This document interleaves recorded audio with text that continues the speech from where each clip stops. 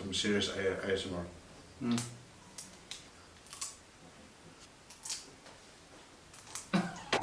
Let's do some ASMR. Do some what? Why?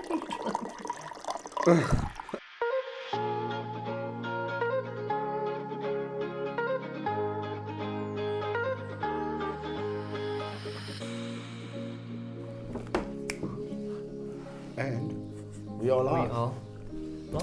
What's happening, Van? Sorry, I'm getting bottom here. Some Are nice, you eating the spicy one or are you eating the spicy one? just normal, nice dribbles. There's a spicy ones like bits. Nice. It's nice. It's very nice. I think the last time we were hunting, I had that in my pack. I can taste the grass fed, and you know it's not grass fed because the woolly sticker says so. It's grass fed because I watched it eating grass. You know, Before you shot it. before it was on the bucky. Yeah, Yeah, okay. I'm just got on the back of itself. yeah. Just Just happened to hang itself. I mean, I upside down. helped it a little bit. Okay. No, I just walked. The Came bucket straight. stand behind you, just pushed this something that pushed it over. Okay. Exactly. Yeah. So it just gave its life in the support of good meat. Yeah. Is that 2.5 there? Yes. Yeah. I No, was it's like, not. what? It's not a gun. I Yeah. was like, no, I didn't realize it wasn't there. I was like, well, maybe No. it could be with you. I never know. Yeah. Exactly. Maybe you got a new one. Who knows? Yeah. All these Lekker. knives and things. Yeah, lekker, bro. How was your day so far? You went on your graduation Yeah, I mission. did sound at a graduation. No, not graduation mission. Okay. I did sound at a graduation. Very awesome.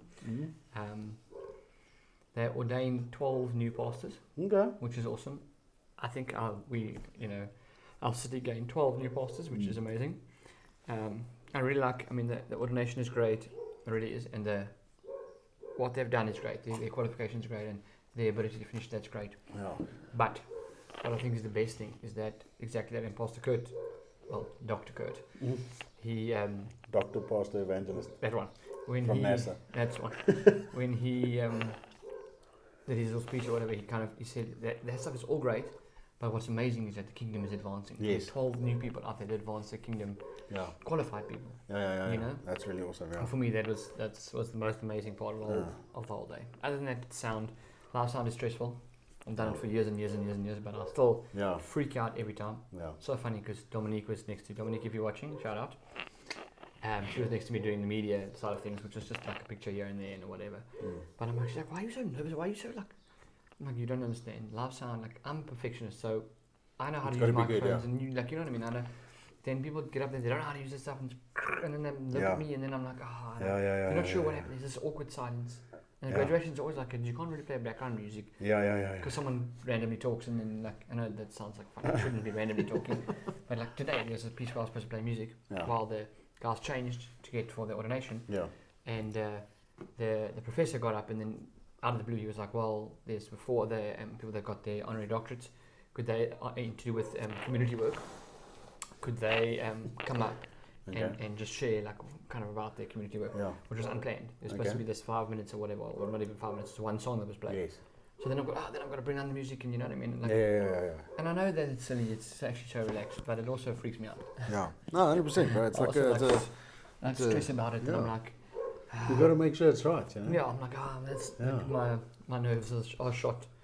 It's one of the reasons I actually stopped. I used to work at a studio, and one of the things I had to do was live sound Okay. shows and stuff. When I stopped, I was like, Yeah. I can't do this. It was wild. You don't get paid enough for the stress. Yeah. Like, Yeah. because Because like if you mess it up, yeah. Yeah. I mean it's and it's not the guitar guy. It's always like the Yeah. sound guy that's the problem. You know, even if they're hitting it wrong, or they're Exactly. playing too hard and they're playing too Exactly. soft, it's like you got to compensate for that the whole exactly. time. And look, I mean, and obviously, if you take it like from a professional side where you're being paid, that's not what today was, but where you're being paid or whatever. Obviously, they're clients, Yes. so they want perfection from you. Yes. I mean, I used to do at the studio. We used to do there's a talent competition. I won't give their name just for whatever reasons. But the talent competition that happened, and Okay. the nationals they brought it down to PE. Yeah. That was Monday to Friday. They started at 8. I think there was a tea break, a lunch break, and a tea break. But I think we finished at 6 at night. And so what it is it's a talent competition. So kids get up there. So they have monologues for X long. The song is 45 seconds long or whatever, or minute 45. Yeah. Dances. So you didn't have 5. It's not like you're sitting doing nothing. Yeah. I was constantly changing. Like I used to run. It's weird. I used to run with a CD player, 5-track CD player, so 5 CDs, 2 laptops connected. Okay. And because they insist everything be on a CD, they didn't want. Okay. I They didn't which want flash understandably, I get why. And so I would run. So it would be if this track number one is being child number one is being doing his thing in CD number one. CD number two is ready, so that you're all ready. As soon as this one's done, one take it out, put the next one in, Yes. and roll it around like this Yeah. for 5 days straight. Yeah. And if you make a mistake, That sounds obviously that hectic, puts the bro. kid off. Yes. That's on stage, or And- put the adult as well, Yeah. and they have to start again their monologue or their dance and song, No. and then they are put back, and that affects them. If that makes sense. So my perfectionism. So like, bro, and obviously, I mean, yeah, people bring stuff to be because it's cheap NP. They think it's cheap. So what we quote, we never thought we got paid, kind of thing. And Yeah. all love to them, guys. Don't get me wrong, but it's not worth the money, the stress and the drama Yes. and whatever, because you don't get paid enough. Yeah. Yes. Okay. No. Sound. so There's a reason. There was a stage where I was going to get involved and go for sound engineer course and stuff, and then it just kind of never happened. Yeah. And looking back, I'm like, I'm kind of glad Yeah. because it's like a mission to work on sound. Yeah, the sometimes, courses I did were church-based courses. And it's a bit more forgiving. Like even they used to say, like on the course, they used to say, Clive used to say, like, look, you do the best you can for God, so you give your best. But they are more forgiving. It's a more forgiving audience or more forgiving band. Yes. Yeah. You know, It's not like a performance where you exactly. pay to Well, be a part well, of exactly. Where something, this child can fail because the thing glitched, and you know what I mean. Yes. Yeah. So Oh. yeah. So anyway, other than that, my day was good. Okay. I had a nice pie Nice. for Yeah. lunch. Cool. We were also quite busy from this morning making You still busy with your with candles, candles? which is really great. Yeah, it's good to be business. Or good to be business. You see where my mind is. Good to to be be busy with business. Good to be busy in the business business. Yeah, it's like it's. I mean, I'm so blessed to be able to work with my hands. It's so satisfying. It's like, yeah, it's just like it helps me keep my mind busy. I completely get what you're saying. And also, like, I love listening to other podcasts. I love listening to audiobooks. I really find it interesting to hear other people's opinions and stuff like that. And obviously, if it's boring, my mind drifts and I don't quite catch on or whatever. But like, I try not to listen to boring stuff. So more often than not, I get so lost in what I'm listening to anyway. Yeah. So me standing there, sanding candles, or doing stuff, whatever. Like it's so lacquered, it's really an awesome time. I get to work, plus I get to learn, plus I get to have this awesome enjoyment, relief, kind of a calming experience, very tranquil and very what's the word, therapeutic. There we go. I tried that, but obviously I'm working with woodwork and saws and whatever. Yeah, it's Half a bit the loud. time I can't hear, even with earphones, I can't hear what's going on. Yeah. I also don't like earphones. I don't want to be like caught unawares with them.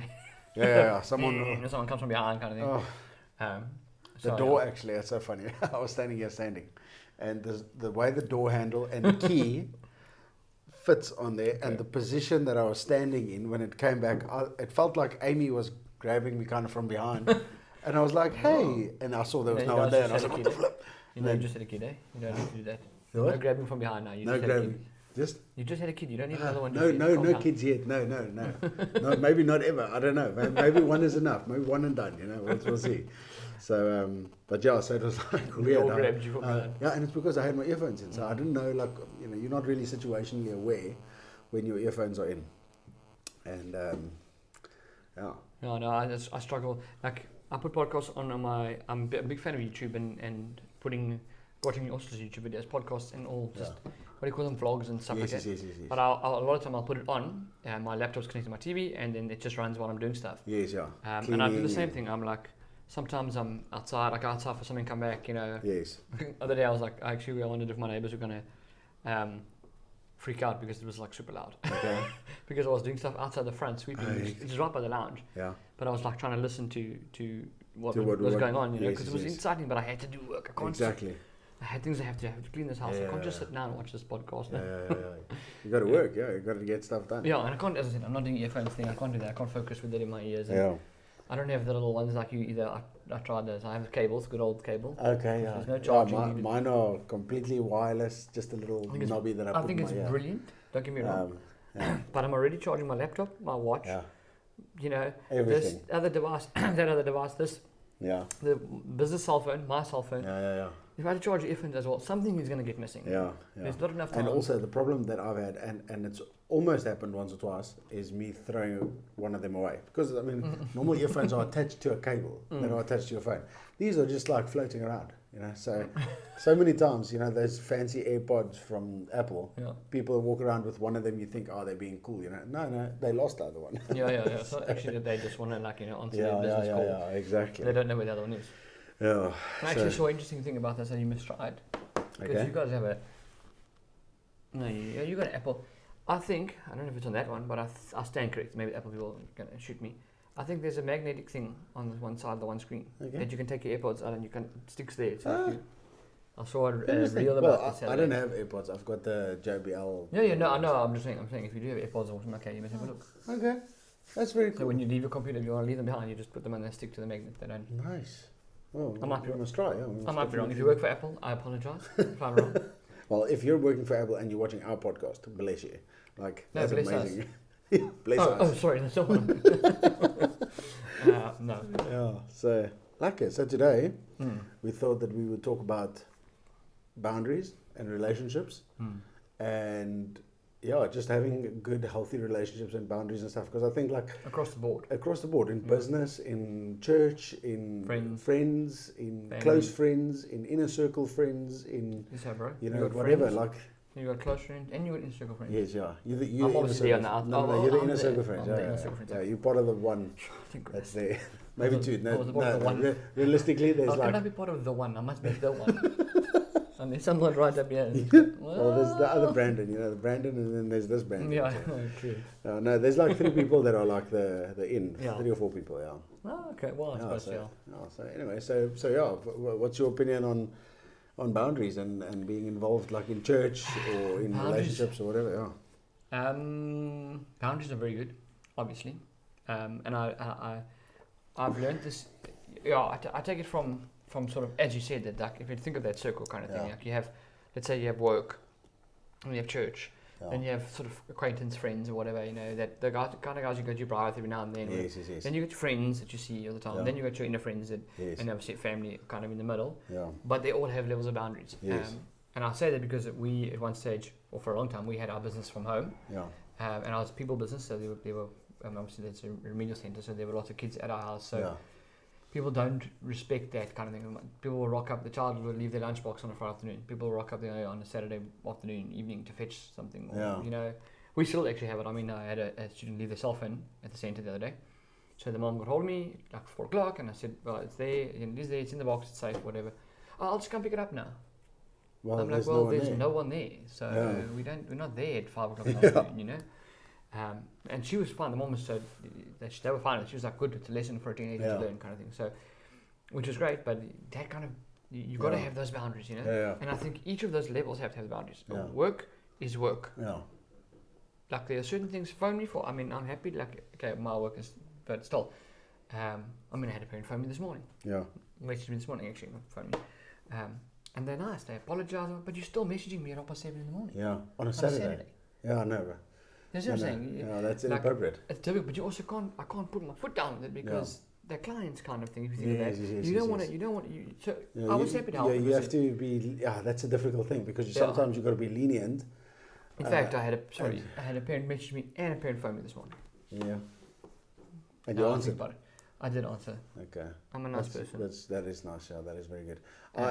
I must say, if I get business calls and stuff from people on weekends, unless I know what it's about and that it's important, I don't answer. Yeah. I'm just whatever, bro. I'm busy with something, or especially with having a baby in the house now. Dude, no. Sleep and rest time and stuff is kind of limited. And then, we got to juggle. So she's asleep. Not all the time, but most of the time. Okay. But you gotta kind of be aware, because sometimes she'll sleep for 2.5 hours. But in the 2.5 hours, she'll maybe wake up at 45 minutes, and she'll just need to be soothed a little bit for literally a minute, and then back to sleep. Because if you leave her, then she'll cry herself awake, and then she doesn't want to sleep, and then she gets overtired, and then it's wild. It's just wild. Yeah. So you got to kind of be here, and then in between all of that, Amy is getting back into work already. Which is crazy. I'm working like a flippin' chicken's head cut off. Well, your name is Hendrik. Yeah, but that Hendrik, not Hendrik cut off. I thought it was Hendrik. Hen off. Druk the kop off. I thought that's what it was. Sorry, man. Keep getting it wrong. And then we have a podcast, and we have a whole bunch of stuff that we need to record and stuff. Do stuff, So, if you're going to try and call me for business stuff that outside of business hours or just stuff that is not important right now that can be wait, whatever. You're not going. I'm gonna make you wait. Yeah. Well, now this is the thing. This is a debate we've been having. My mom and I have been having for years now as to how to deal with that kind of thing. Yes. Okay? And this is a boundary situation. So what we did was we have it again now. We had a separate phone for the business. Yes. But then at that stage, we're not as good with phones now as we were then. We are better now than we were then. Yeah. So then we would leave the business phone at the office by accident, not charge it, which was a bit of a pain in the butt. Yeah. So then what we did is we got a dual SIM. So my mom had her SIM and the work SIM in her phone. Oof. Yeah. It's difficult because I had it as well. I had it before. So actually, before my mom had it, I had it in mine, and it was difficult. I would literally be. I mean, at that stage, we had an evening service. I was preaching on a Sunday evening, and my phone is there to watch the time or the Bible verse, and the phone's ringing. People are, and I mean, I love all you guys. I love our parents. It's not that. It's just where's that boundary? I have it with the church as well. I mean, I was actually so blessed today. Obviously, this event it wasn't my event. I was just doing sound. Yeah, my family was involved on their side. My mom graduated, and she graduated, but she also is the counselling lecturer, head lecturer, and whatever. So you had some involvement. Yeah, I did sound, whatever. I didn't have to pack chairs. Yeah. And it was so nice because I was speaking to someone about it, and they were like, they're one of the elders in the church, and they were like, no, you don't have to be part of this. You did youth last night. It was chaos last night. Yeah. It was chaos. I worked out. I had 32, I think it was. Grade 7 and up to grade 7 to 9. Yeah. Of which I think there were 2 grade 8s and a grade 9. Yeah. The rest is just grade 7s. Yeah. So these are like, they're not adults, but they're not little kids. Yeah. I mean, I separated the seniors and juniors, hoping to split the group in half. Yeah. Because obviously they care everywhere. So yeah. And I realized there's like 10 juniors. Yeah. That's grade 4, 5, and 6. Yeah. The rest is just that, you know what I mean? Yeah. I've done today I can be off. Yeah, 100%. And I struggle with it because I'm at the church all the time. Yeah. I run my drum lessons from there, I do everything. And you know what, one thing that I've learned, and this is like a piece of advice, don't be over lenient when things are good. Yeah. Because you might have a customer that's like, you guys are actually good friends and you're providing this great service, and then they phone you way out of business hours or whatever, and you're like, oh, cool, it's like we're friends. Yeah. So you answer, and you help them out, and you whatever, because it's chilled, Yes. And then the second time that happens, and the third time, and then it becomes normal. And then after, like, let's say 6 months or whatever, or after even a couple of months, like it might be it's difficult to get it back. Yeah, it's then it's okay. Well, now you're being a bit of a nuisance. Yeah. You're taking the liberty, and you're taking it too far. And I think like one thing that I've done, and I'm super guilty with this, is like I try and, especially with having a candle company, a happy customer is like my ultimate goal. Yeah. Like that's what we provide. We over deliver. Yeah. I want you buying a candle for $250. I want to give you 500 rand service. Yeah. And that because that then gives me good clientele, and they are going to come back and buy more from us, and they're going to buy gifts, and ultimately, our business is growing so well at the moment because of that. Because that service, oftentimes you break your back for something that's not necessary. That person, you almost put the other person in a compromising position because you allow them to, you give them that liberty, you give them that freedom to call you whenever they want. And then when it becomes an issue, they're like, well, dude, you set the standard, you set the precedent, So I understand what you're saying completely. I mean, I think that's we've been touching on contacting as well. I mean, I think of my drum lessons. Let's do some ASMR. Do some what? Why? It's like a thing on the internet. He was doing it just now with the reverse as well. He was like breaking into the reverse open over the microphone. Yeah. Why? It's cool, right? It's cool. Very cool.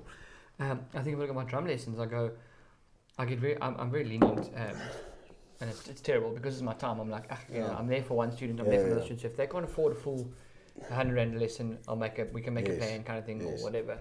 It also benefits me to have the child there every week rather than say, okay, cool, you can't afford 100 rand a lesson, so we'll do it every second week. Yes. That makes sense because they don't really catch on and they don't actually learn and But then I also find that I have found that in those times, a lot of the time, the people that mess me around the most are those people who are getting the discount or the whatever. Yeah. But also, I feel like people, because I'm not strict. I had a student that didn't arrive for four lessons in a row, so for a month, and the reasoning that the parent gave and the reason that the student gave was not the same. Yeah. And I don't want to get into details of that, but because it's their business. But the point is, they messed me around for a month. Yeah. A whole month, I sat there waiting for the child who didn't arrive. You know what I mean? Yeah. And then That's frustrating. Afterwards, after that month, I wasn't like, I'm done with you. Yeah. It's unacceptable. I was like, it's cool, you know. Yeah. I had another student, so it's okay, you know, being a nice guy. And that's, you need to be a nice guy because your clients need to come first. You have a client, you know, exactly. Yeah. And it's but there's also limits. When you can't, I can't help you can anymore. only go so far. Yeah, I can only go so far. I can only, you know, there's got to be a time when I'm able to be off, or I'm able to say, listen, you're messing me around. I can't do this. You know? And I'm actually, I'm going to start working on that for next year in general as well. I mean, the youth as well. There's some things that I let go, and there's some things I'm just going to be like, for next year, I'm like, sorry, no. Yeah, sorry, guys. You guys are not going to pull your weight. Boundaries are important. Yeah. How do you feel about boundaries, like in a church? Because obviously it's like a place where you serve. You go there to serve. But I think the negative thing, and we joke about it, but it's very bad, is that when you're good at your job, you get to do everyone else's job as well. Yeah. So like, where's the limit, and how in do church in general, and not in our church, in church in general, there's a, what's that, 90-10 split. Okay. I think it's a 90-10 split. split. 10% of people do 90% of the work. Yeah, literally. And 90% of people do nothing. Only 10%, you know? Yeah. Boundaries in church are very important. But then also on the other hand, if we really think about why we're doing those things when it comes to church, you actually don't need boundaries. Yeah. Because if, let's say, for example, packing chairs, it's a tedious job, it's horrible. If the both of us are packing chairs, if it's both of us are doing it, we're doing happy. I don't need to say to Hendrik, listen, I've packed chairs now, this shorter, because we're both doing happy. He's pulling his weight, I'm putting mine. The problem comes in with that 10-90 split or whatever. When you end up being the only one who packs chairs, or the only one who, I think it's also, I'm using that as an example, whatever it means, serve tea and coffee, whatever. I think it's also like when you start being involved in something that you didn't really know you were going to get involved in, or you overcommitted or something like that. So let's say, like for me, my involvement currently with the church is the prayer and fasting group, and like very limited stuff, because my life outside of church is so busy. I've got kid, wife, business, things, whatever, podcast, and there's so much stuff. But like, let's say now for you are employed by the church, you work there, and stuff. So it's just like, I think for me, finding the balance is the important thing. I haven't found the balance yet, but I have been finding it. Yes, okay. You know, so for example, I am employed to do this job. Yes. I'm youth, but I also think I am employed as well because of my commitment to the other stuff as well. So when there was worship team stuff, I'm also the only drummer, so I helped the sound. I have a sound experience. I help. It wasn't the case of. But that's something that you want to be a part of. Yeah, for sure. But that's what I'm saying. I don't have a boundary where I say, listen, guys, I'm only employed for this. Yes. Because that doesn't show commitment. Yeah, 100%. Yeah, then you're just working for salary. Yeah. Exactly. But there's the other side of the coin. Listen, guys, I'm going hunting this weekend. Yes. Not this weekend. 3 weekends time. I always keep trying to give notice. Yeah. Or not, like for example, it looks like this year I won't be here on Christmas Day. Okay.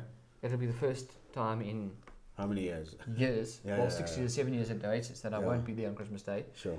Because of family not living in the same town, and so we're going there, and they, my sister's having a baby, so it's just easier. She's not going to travel with this newborn back here to have Christmas, and then we'll go there, kind of thing. That's not necessarily what next year's going to be like. Next year, if they have family, I might stay. Or I might come home by myself early, or something like that. They might come here. They might, exactly. But for now, this year, and I'm like, okay, my opinion is, we've respected each other. Myself and the team, if I can use that example. And I've done my share, and I'm doing my share. Whether it's over what is required of me or not, it's not the point. They respect me enough to say, okay, cool. Yeah. That's okay. We can make a plan for that. Yeah. It's not like I'm asking to go off every Sunday. Yes. It's not like I'm saying, listen, hunting season starts in May and ends in September. Yeah.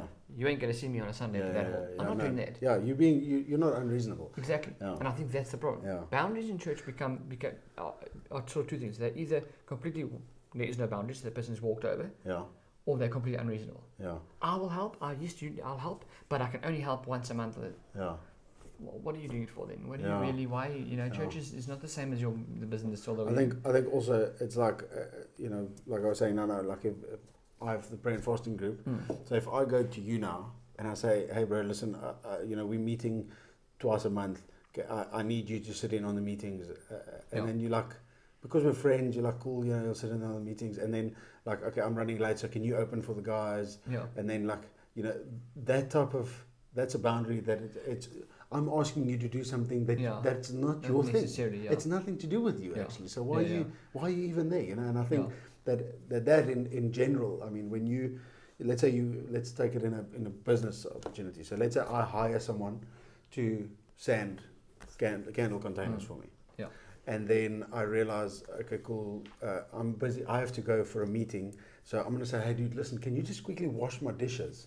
And can you clean my house? You know, that's a boundary that I'm overstepping. And I think it's important that when you get involved somewhere, to try and get as clear a view of what is yours, what could be expected of you, and what can you be lenient about and what shouldn't you be lenient about? Because there's obviously certain things that you cannot be lenient about at all. Like you know, like, hey, listen, we're doing a drug deal. Can you just please go take these drugs to my neighbor quickly? You know, like no. Don't do that. Leave that job. Don't bother help. First of all, get out of there as fast as possible. You know, that's a boundary. You know, that's very extreme. Yeah. But like you understand what I'm saying? Because like, so there's levels. There's certain things like, you know, hey dude, can you do the sound on the graduation? Yeah, sure. Like I don't know, I'll be part of the band or whatever, like stuff like that. Because you can. Even like the example, they actually didn't originally ask me. I insisted on doing it because I was like, it's our system. I know how it works. Yes, exactly. Yeah, you know, can. Our other sound man was graduating, so he couldn't do it. I was like, I don't want somebody just coming in. And we had a function years ago. We had a function that somebody else came, brought their band, their West Stream and whatever came, and they had a function at the church. So it was before COVID. They all, you know, it was all cool and whatever. Afterwards, we found a whole bunch of stuff that were broken. Not in malice, it just got broken. They didn't realize it was flimsy. And so I was like, cool, I'll do it. But that's cool.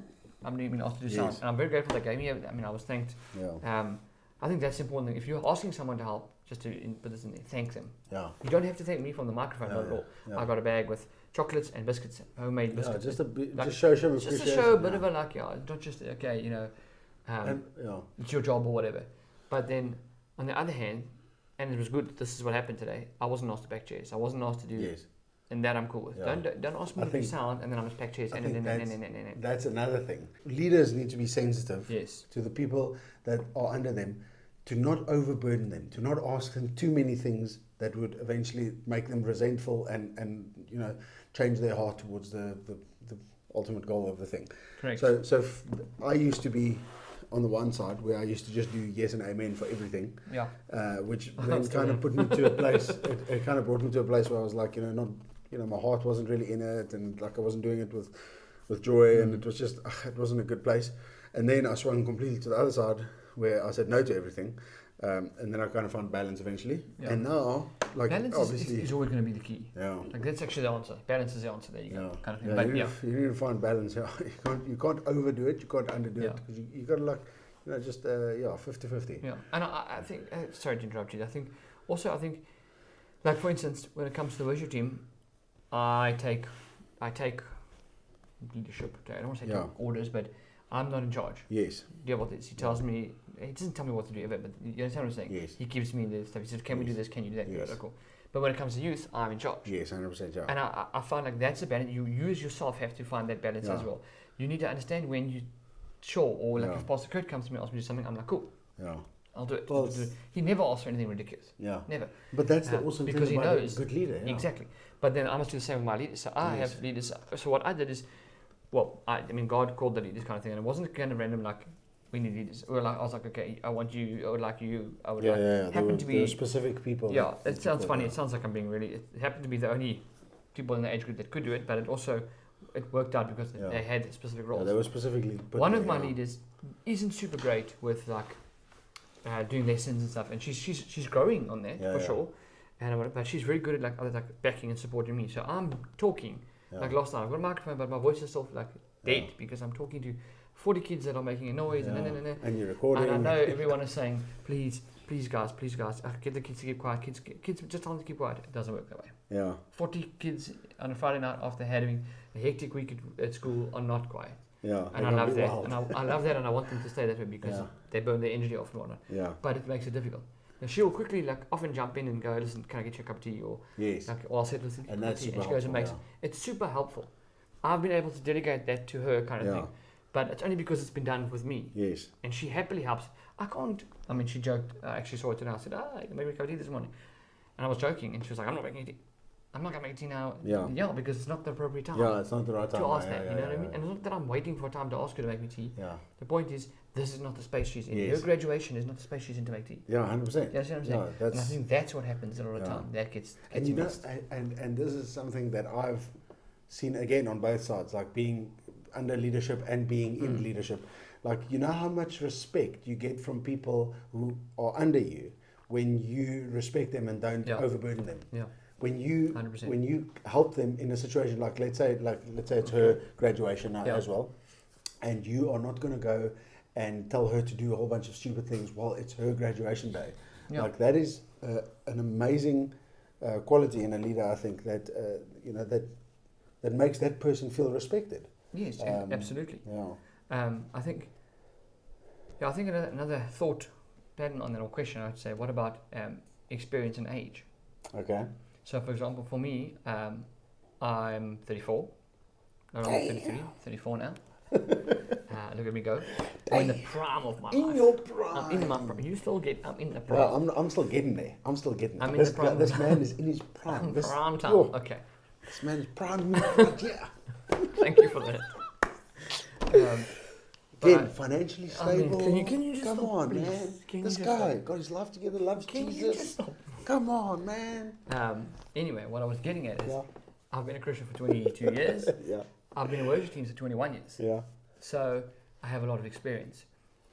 That doesn't mean that if the person who's my leader is only been a worship leader for 10 years, I don't respect them. 100%. They're still the leader. Yes, yeah. Yes, for sure. I feel like they can come and ask me on certain things and we work together. I'm not saying this is what happens. I'm using this as an example. Yeah. And it actually has happened before. I mean, I was in my previous church. I was in a worship team with someone who had been a worship leader much shorter than what I'd been in worship teams. But I never ever felt like I needed to tell her, you know, this is how it works. I still don't feel like that. I mean, I'm very privileged with that. But my point is exactly that. If you've got more experience or years, but your role is not the leadership role, or it's a lower role in the leadership, you need to have boundaries and respect that. 100%. You respect the authority. Yeah, just like, but even that, correct, 100%. I don't want to use the word authority because that's like telling you what to do. Yeah. I've never been told what to do, but I still respect. Yes, yeah. Them. You expect the role or respect the role. Yeah, and I feel like the other way should go around. It should go as well. That person who's if you are in leadership and the person below you is way more experienced than you, there's nothing wrong with asking them for what's in. Ultimately, you still make the decision, as the person in lead, but you can ask the other more experienced people for advice. Yeah. The boundaries come in there is that you can't force. I think you should. You shouldn't be forcing yourself. Because I've got 21 years experience. No, that's out of line. Can tell the rest of the team what to do. Okay, so the leader's got 28 years, but the guitarist's only been a Christian for 2 years and been playing for 2 years. I can tell him what to do. No. That doesn't work that way. It depends. It's who's in that role. It's exactly. Like, okay, if you're a worship leader, and if you don't like it, then maybe go and speak to them and see if you, who have a lot more respect, or you have a lot more experience in that field, maybe they should make you the worship leader. And if they choose not to, you need to respect that. Well, even if you're not called that, I play drums, so that couldn't be a possibility. And I sing. If you guys have ever heard Happy Feet singing, that's like me. That's you singing. I'm Happy Feet. That's why I tap like Happy Feet. See? That was kind of good. Not gonna lie. No. Not violent. You can do worship for the birds. The birds, yeah. The rocks will cry out. There you go. You can go cry with the rocks. It sounds like they've been crying. But that's a boundary that's where you work around those boundaries. That's where you set those boundaries. That builds respect in the team. And there's been many times in the team, even in ISIS, teams have changed and they've developed and there's new people in and whatever. Yeah. And there have been times when there's a bit of friction and whatever. But I've got to rely on that boundary. It means I know that they're not going to, bad mouth me but I'm not going to do the same thing. Yes, 100%. Just because I've been a Christian for longer than them or in the worship team longer than them does not mean that I have any right to. You have a mutual respect. Yeah, it's a mutual respect. Yeah. It's like, if I can use a biblical example, David had a gang of mighty men, and they all ran around, and he was the leader of this army, but all of his men were mighty in their own right. They could all do their own thing. Yeah. They didn't have to like submit under anyone. Yeah, I mean they could all do their own thing, but they worked as a team and they all submitted under David's authority. And like you say, authority. That word is like so. It's so. Authority is discipline. It's such a beat up word. Discipline, it's like, oh no, authority. I'm gonna like put you in your place, and that's a wrong way of seeing authority. If you have to tell someone, or let's say this, if you have to enforce your authority on someone, then you're already lost. Like the thing is, like a good leader who's in a position will be able to navigate certain things. Look, there are at some levels. I mean, if I think of youth, there's sometimes when it's a case of right. Come listen now. It's the line, and you've overstepped the line. You are not going home. But I agree with you 1,000%. If I have to go to my leaders and say, enough now, go and do this, then what have I done as a leader leading them? I haven't done my job. Why are they there? Why are they there? Part of my whole job. If I think of when I started, we started with a 5-year plan. Part of my 5-year plan, the end of that 5-year plan is actually more work on my leaders, not work on, but work with my leaders. Yes. So that I can, not that I can step away, so they can eventually step out and do this thing for themselves. 100%. One of our leaders is moving to England, and we've blessed her, and last night I said, I'm super excited for her to go to England and find a church and whatever that doesn't have a youth, and she starts one. Yeah. Because she knows what to do now. She's seen what we do. And I mean, she's seen how blessed that's been. You follow that simple recipe of following God and being there, whatever the recipe is. Because she's come out of a leadership where not only myself, the other leaders have discipled her. She's one of the younger ones in the leaders. So if you're doing that, you've got the right way. You've got the right role. And your boundaries are there. I mean, I don't ask those guys. We hang out for birthday or whatever, but we don't hang out every day. Yeah. Because that's the other thing, I think, and I was going to get to this. Now I was going to say, what about friends and family sort of boundaries? It's difficult to be leadership of your friends. Yeah. That makes sense. Yeah. So it's fine at a certain level, but there's also a time where I can no longer go, okay, cut it out, or okay, you've overstepped the boundary to someone I'm hanging out with every day or every second day. You know what I mean? I try not to really even do business. Yeah. I mean, that's something that I was thinking about now, just as you're speaking. Like oftentimes some of these circles cross. So you can have a business acquaintance and then you meet them at a bar and then you become friends.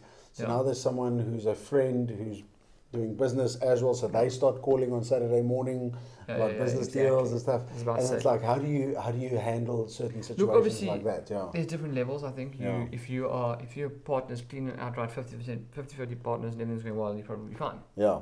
Probably will be. But if that person's working for you, it's different. Or the leaders at youth are younger than me by quite a bit. 10 years is the next gap from me. So 23, 24, and then up to 17. So I don't necessarily. I mean, they're great and they're awesome. You guys are probably watching, and you guys are all amazing. I've told you this before, and I'm happy to go to as a birthday party with a bride. Cool, I'm there. But we don't hang out all the time. Yeah. Because then I can't say to them, right, I want you to do this. It gets to a point where it gets a bit, ominous. Same with someone's working for you. There's nothing wrong with you. Like, for example, let's say you ask me, listen, December orders are crazy. Can I come help sand stuff? Yes. Cool. I can do this. I can. It's also. I think then it almost comes like we're first friends. Yes. And then we work together. I don't work for you don't work for permanent. I don't work for you.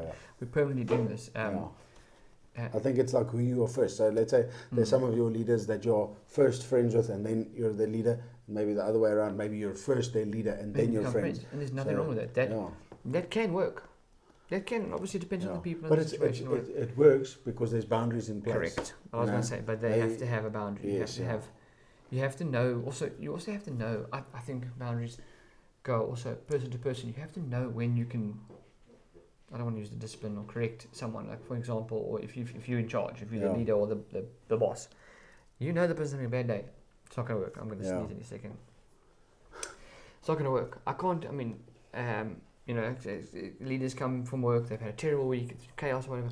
I cannot go over to them and say, listen, I'm sick of your nonsense. Whatever. You can't do it. It's going to be explosive. Yeah, that's not going to be helpful. I've got to go. Okay, cool. Listen. I want you to rather just sort out the kitchen or go play cricket with the boys, go whatever, or take it easy, take it easy. So because you know that they've had a bad day, you can't just jump on that situation. I think that's what makes a good leader as well, like being sensitive to the people under them. Yeah. And your boundaries are the same. Same with your friends. Listen, I know things are tough. I know. I mean, you just had a baby. I'm not like if you don't answer the phone, I totally understand. Yeah. It's not a case of I'm waiting for you. If I need an answer, like if we were trying to arrange a recording or whatever, and you haven't answered it in 5 minutes, I might message you again or phone and say, listen, you asked me about this. What's going on? But if I message you on the day we're not recording on about something and you don't reply for an hour or 2 hours or 3 hours, that's okay. It's fine. There's that boundary in there because you have other things going on in your life. You don't hate me. No. I don't think. No, definitely not. And it's not like you never want to... Okay. It's not like you never want to talk to me again. It's just the space that you're in now, you know? And I think that's definitely, it's an important thing to know. Your phone or any device that you communicate with, or social media or anything like that, is there for you to get hold of people. Yeah. It's not there for people to get hold of you. Yeah. So if Brandon wants to get hold of me, it's like cool. He'll send me a message, and I will get hold of him when I'm free, and then he will respond when he's free. You know, and most times we make time. So if I see a message from him, I quickly listen to it. Okay, cool. I can respond now, so I respond now quickly for it. You know, otherwise, if I'm busy with something, I'm on a job or something. Sorry, I can't respond, and that's okay. It's not a people get so offended when they why aren't you answering your phone? Well, I'm not waiting for your call so that I can answer, so that I can be there to every break and call. And it's not a case of I hate you either. No, it's not a case of get out of my life. It's a case of I'm just busy right now. I was impressed with someone who sent me a birthday message. They sent me a message in the morning, a little voice note just saying, listen, it's busy, it's chaos, I'm on site. I'm going to send you a proper one later, but just want to say happy birthday for now. Chat later. Oh. I was happy with that. And later on in the evening, I got a message at 7 o'clock. Long message, thank you so much. Proper birthday message, if you want to put it that way. Yeah. And I was impressed because took the time out of their busy day. Said, listen, I'm breaking time quickly to celebrate this. I will get hold of you later. That's perfect. Yeah. The boundaries, you can see the boundary there. You know what I mean? You can see the respect and the whatever. Yeah. I think it's so important. I think when it comes to friends and family, I haven't even it's different for me because I'm single. Yeah. People know that I'm not busy, or they think I'm not busy. They think I can stick around and lock up the church or whatever it might be. Not, I don't have issue with that, but my point is that I can listen, lock up. I can go and open for them. Yeah. Because I'm not doing anything. I don't have a husband. Husband. You want a husband, bro? No. I don't have a wife, a family. What I was going to say, because the person who asked me that told me that her husband couldn't help her because he was busy. So she asked me. So I was like, well, does it mean I'm not busy? Yeah, exactly. Yeah. Because I don't have a wife, that makes me not busy. Yeah. No, that's the wrong thing to think. It's a wrong thought, But in some aspect, I mean, there's some truth to it because a single person only has to worry about him and his dog. For sure. Whereas, like, if someone had to ask me right now, there's a lesser chance of you getting my help than getting Brandon's help. For sure. So, it is for sure. And I mean, I think that the other side, you can't be the other way around. Go, because I'm single, I'm super busy, leave me alone. No, not at all. But you got to, and that's what I'm kind of saying is you got to look at the people you're talking to, or the person you're addressing, or the person you are trying to communicate with, or whatever. Look at the boundaries you have with them and go, okay, cool. This is a single person, so they probably will be able to help me. Or listen, this is a couple. There's a better chance, and dating couple. I know that. Like, for example, if you look at me, I'm busy 4 nights a week with church stuff. I know it's difficult for me to ask someone who's newly in a relationship to give up 4 nights a week. Yeah. Because they're building on their relationship. Yes. Yeah. And also, I think that, like, for me, when I was single, I was obviously I could give all my time to the church because it's like it's really great. I don't have other responsibilities, and it's like cool, and I want to be involved. And then when you get into a relationship, unless both of you are super invested in the same church, in the same project, in the same events and stuff like that, which is very seldom actually. But generally what would happen is that you would back down a little bit and you would compromise with the person. Say, okay, cool, listen, I can't go to church now 5 times a week. Let's say, okay, I'm going to drop this and I'm going to drop that. I'm just going to do youth on a Friday. And I'm going to do leadership meeting on a Wednesday. Those are the 2 things that are very important, and I'm going to stick to those. And then that's fine. And then maybe like they could even compromise on their side. Well, that's what I would do. I mean, if and when, or whatever, however it works out, if I get into a relationship, that's going to be the case. There are going to be times when I'm like, listen, it's date night tonight or whatever. Yeah. I need to spend time with her. But that's the same thing. I don't hate that now. I'm not putting out of the worship team, for example, because I just can't make this Thursday. You know. And I mean, especially, I think like it's nice in your situation because you're such a seasoned musician. If you miss a worship evening, it's okay. You know, it's not like you're and the whole team singer. Or the whole team is. I mean, I'm super blessed. I really am super blessed. Someone asked me the other day and said, "But you guys don't have this and you don't do that. You don't songs aren't sent out." They said, "When will you send your songs out for next week?" I'm like, well, we kind of discuss them at worship practice and we kind of do one or two. And they were shocked. And we're blessed because our team the musicians are seasoned enough that we can do that. So for sure, you have to consider your circumstances. And that's why if you're not in that position and you're not seasoned or, you need to be able to say, listen, I'm stepping down from that. There's nothing wrong with that. Both sides of that part of that. If it becomes too much, because, I mean, here's the thing.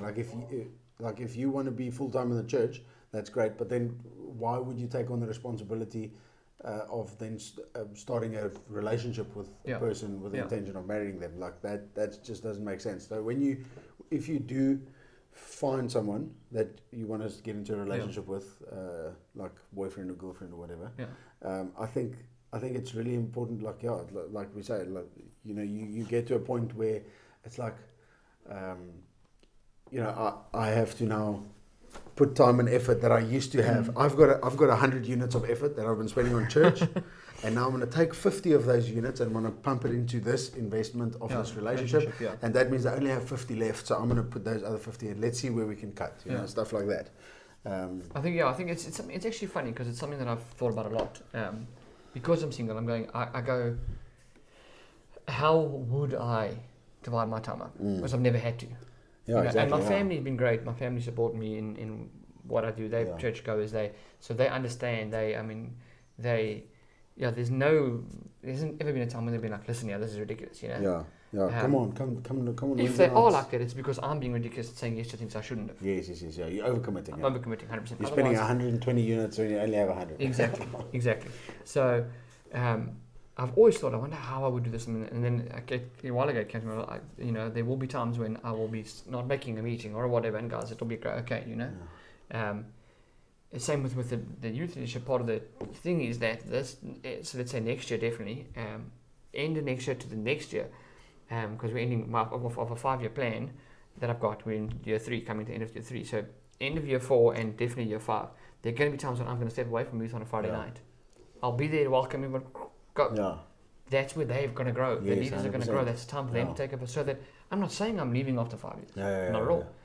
But it might be what. But it's more lenient. I might be stepping exactly. So that there is more leniency. Because otherwise, I mean, I'll say it. I mean, I haven't had issues because I'm single. But 3 years of every Friday night, the only time we take off is we obviously were off during lockdowns, but we ran youth on a Friday night from our phones or whatever. Otherwise, I'm there every Friday night for 3 years. The only time we're off is in December. It's a commitment. It's a lot. Considering if you think what a Friday night is, Monday night, if you've worked, you're tired. Friday night's usually the cater night, the prize, the whatever. You're not there. I mean, you think like Friday night. Well, that's just one night a week. But if you think about if you think about 52 Fridays in a year, usually that's your cater night, your bride night, especially with friends. Saturdays family, Sundays family. So you can miss out on that. I've been blessed not to really have, but it's a big commitment. I'm going to start having cool events on Friday from now on, so that you can get invited and feel bad to not come. Cool, bro. Cool, man. Cool, man. I'm just joking. We'll see. When you find a horse's head in your bed, you're going to know why. One of the sheep. What? The sheep. The sheep head. That was the gangsters always said, Yeah. You're going to wake up with a horse's head. My brother always says he wants to buy those toy horses, Oh, yeah. And he's going to put it in the bed and wake up and find a horse's head next to you. You're next on the list. And then, boundaries. And obviously, in that being said, I think there's obviously boundaries is a big thing, but for me, also being single and committed Christian, however you want to say it, committed to church or whatever, there are boundaries I have put in place in any relationship. For example, I don't generally message, to say, Amy and I won't necessarily have a long conversation with Amy privately on WhatsApp. There is a group with the 3 of us on it. We actually don't ever talk on it because do we have a group? there's room for a bra or something. Yeah, I think it's just the three of us. Yeah, I think it is. Cool. I don't know if we still have it. Yeah.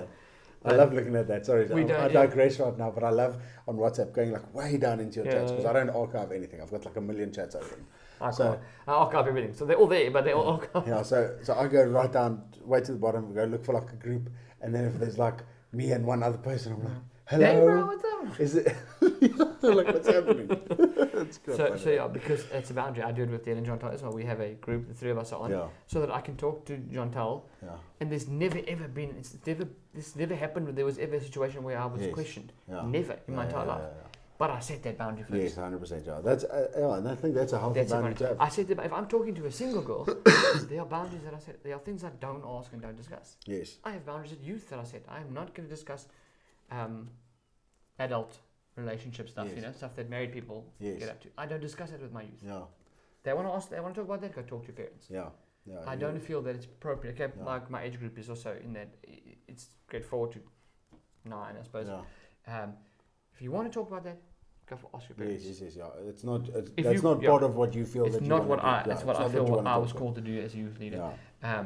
Because you've got to have a boundary. That boundary protects you from stuff being said and accusations and what and situations becoming okay that are not okay. Yeah. And I think in this world we have that. I mean, I'm going off on a boundaries tangent here, but in this world, I mean, there's a lot of nonsense with pastors and leaders, we having these people having affairs, and it's all because there's no boundaries. Yeah.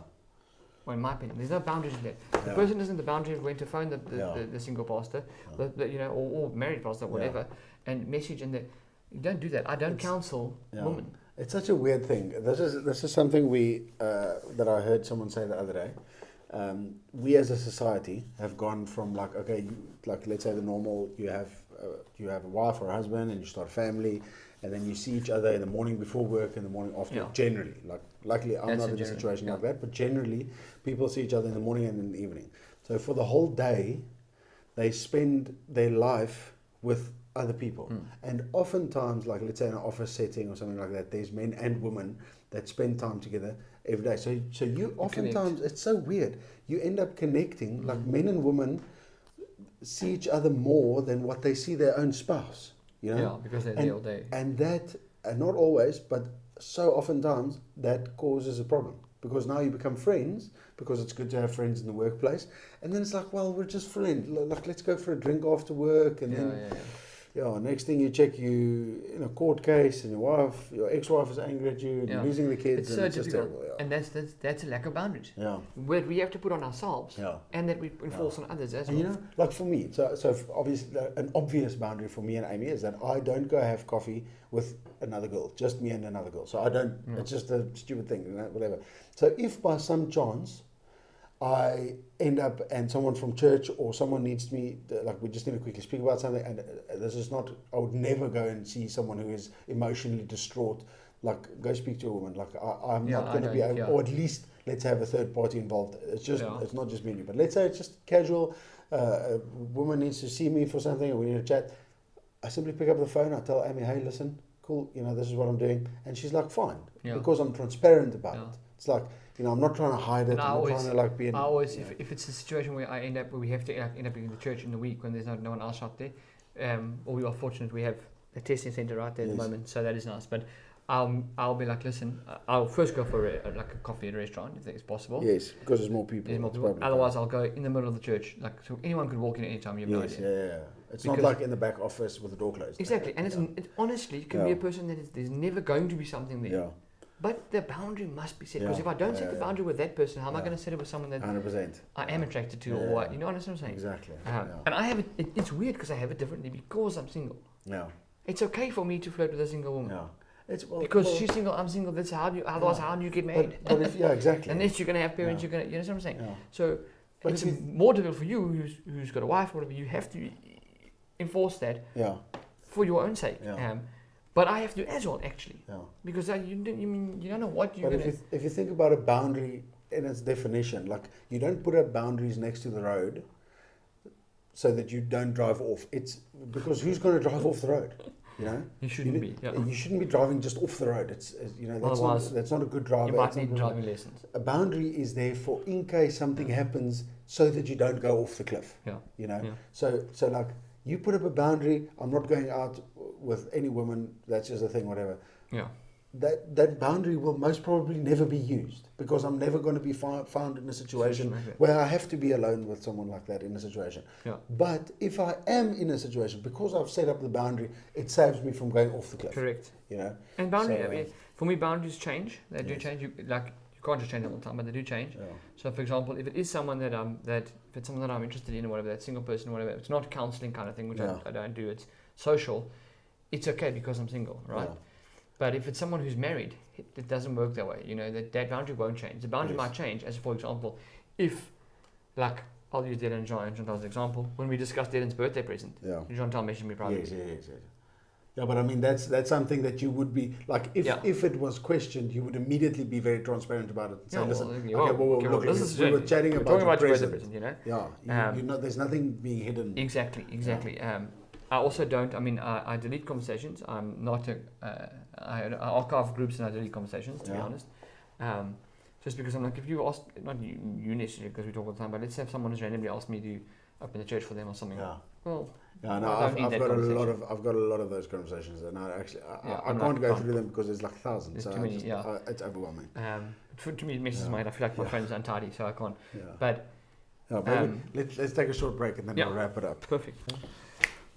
We're back. Sorry. And we're back. I'm back. I'm out. So let's wrap this up. Yeah. So I think wrapping it up. I think if I have to say, boundaries are key. Boundaries are very important. Yeah. For three parties. For you, because they always say, you know, that if you do, when there's a story, they always say there's three sides to a story. Yeah. His side, her side, and the truth. Yeah. Yeah. Or, you know, their side, and the truth. Yes. Boundaries are important for exactly that. Boundaries are important to protect me from what they do, what they might say or whatever, and from what I might say, and to protect them from what I might say and what they might do, and to protect the whole situation. Yeah, 100%. If that makes sense. Yeah. So if I'm meeting with someone, meeting with a woman, I make sure it's in front of the church during church service. It's in a coffee shop, whatever, so that I can protect it, they're protected, we protect from each other, and the church is protected. Yes, yeah. Because that's another thing. Like, because I know of some situations where in a church there were certain boundaries that weren't followed, and the pastor and his secretary ended up just doing their thing. Yeah, doing their thing, and it was terrible. And that whole church actually ended up failing. Yeah. Obviously, because like that stigma gets attached to that or that name, you know. Yeah. And that's just very sad. So for me, boundaries are important. Yeah, boundaries are important, and I think also not just in like male-female relationships, like work and family and stuff, because family sometimes can be overbearing, and we are super blessed. If any of my family are watching this, you guys are absolute legends. I don't know for that. My family, they are super respectful of our boundaries. They are, I feel that I never have to say, no, don't do something, because we understand each other and we respect each other, so that we don't do things that we know that we shouldn't be doing. The only thing that comes to mind for me is like my dad. When he phones, you must answer. Like, if you don't answer, you're in trouble. Like, no, there's not that you're in trouble. But something's wrong, or you're in trouble. I'm like, alright, I was just outside, and the phone was. But your phone's always in your pocket. I'm like, but not when I'm reading or whatever. Yeah. You know what I mean? Yeah, no, other than that, that's more comical. Same. Yeah, it's like parents they get a bit fussy, and they fuss at you if you don't answer your phone. But I think generally, I think I'm lucky to have that. But it's very important, because there are certain family members, that I've seen that don't respect each other's boundaries at all. Which would be fine if it was like a brother and a sister, but then they grow up and the one gets married, and it's the dynamic changes of their relationship, and there's a whole bunch of stuff that just and that other person doesn't adapt to it, and that's just disrespectful, and that it causes a lot of strain. Yeah. And oftentimes people don't confront it and sort it out. What they do is they just drift away. Yeah. So you'll see, like a year from now, they don't see each other anymore, and stuff like that. So because the boundaries are in place, and they're not using that boundary to its for what it's there for. Boundaries are healthy, bro. They help you not go off the cliff. Exactly. I always think, well, in terms of my family, I'm so fortunate. We obviously only have my sister's married, my brother and I are not married. There's four of us, 4 kids. Myself, brother, sister. This brother is engaged, but he lives in Durban, so we obviously don't see him. my other brother Luke's he's not dating anyone or married or anything like that. My sister is married and she's about to have a baby. So, and I mean, we've learned boundaries there as well. Yeah. Okay, they live in another town, which does help from boundaries, kind of thing. That it actually makes it. It does help because you actually, sounds funny, you miss each other so that when they are around, it's not a case of listen, it's like you want to spend time because you haven't seen each other. Because you know that the rest of the week you're not going to see them, or for 3 weeks you're not going to see them. 100%. Kind of thing. So that kind of helps if you can put it that way. But I have been blessed as well. My family is also not, I mean, they very supportive. We work together, we help each other. We are... You're respectful of each other. Yeah, I think... and I understand that people who don't come from that life, you know. I actually had a conversation with someone the other day and I was saying how family is so important for me.